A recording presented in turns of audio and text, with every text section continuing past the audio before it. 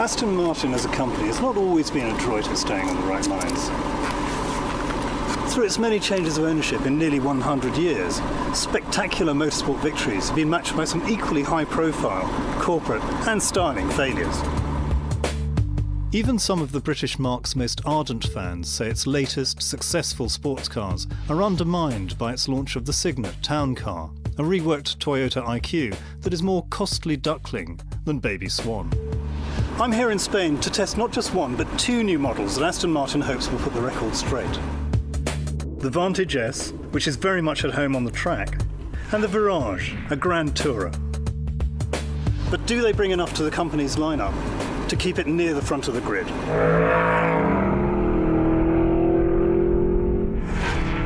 This is the Vantage S, a tweaked version of the already potent V8 sports car. A sleeker look on the outside complements a weight loss of 30 kilos. Underneath the bodywork there's another 10 horsepower, plus a new map for the exhaust bypass. A new 7-speed manual gearbox makes the most of a modest power gain. Plus there's better suspension and an uprated stability system that still allows you to enjoy yourself. The steering, brakes and handling are all sharper, and the sport button speeds up the engine response and gear changes, which helps to make more noise.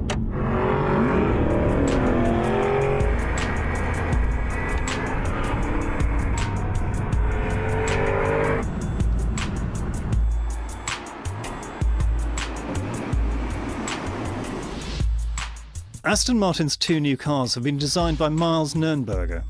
It's an evolution of style rather than a revolution. Here we have the V8 Vantage S, which is really the ultimate driver's Vantage. We've taken great influence from our GT4 programme. If you look on the front, we've got this carbon splitter. On the side, you've got this very low sill, which really gives the car a great stance and proportion. To the rear, we've got this flip-up spoiler, which adds an aggressive element and gives a lot more stability in downforce. And the Virage? The Virage is a great balance of opposites. If you take the front end, for instance, it gives this car a unique character. It's assertive but never aggressive. Is it going to eat into DB9 sales? No, we don't believe so. We're offering customers more choice. So you have DB9, Virage and DBS. They all offer unique characters. I've had the 430 horsepower Vantage S for breakfast. Aston Martin is now bringing me a Virage convertible for an afternoon drive in the countryside, with a difference.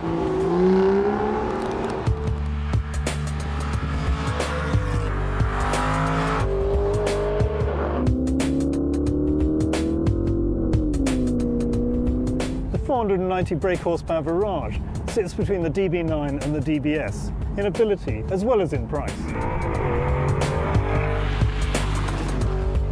But Aston Martin has not produced a completely new model since the four-door Rapide. And while Aston's new models slice its own market ever thinner, rivals such as Porsche, Mercedes and even the newly confident Lotus are starting to put fresher ideas on the road.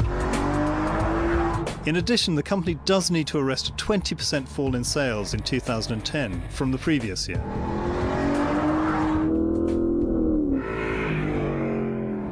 The cabin is a pleasing blend of tradition and technology, but apart from the noise, there's little that's low-tech about the engine and chassis.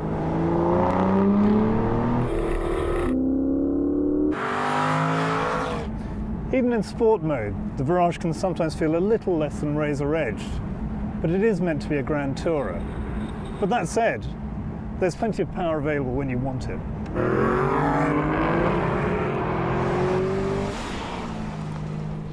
With a price tag starting from £110,000 and £150,000, the Vantage S and the Virage offer a reassuringly expensive way to have fun.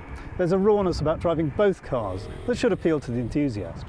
By staying true to that, Aston Martin should maintain its appeal to its most faithful buyers. I'm Rohit Jaggi of the Financial Times.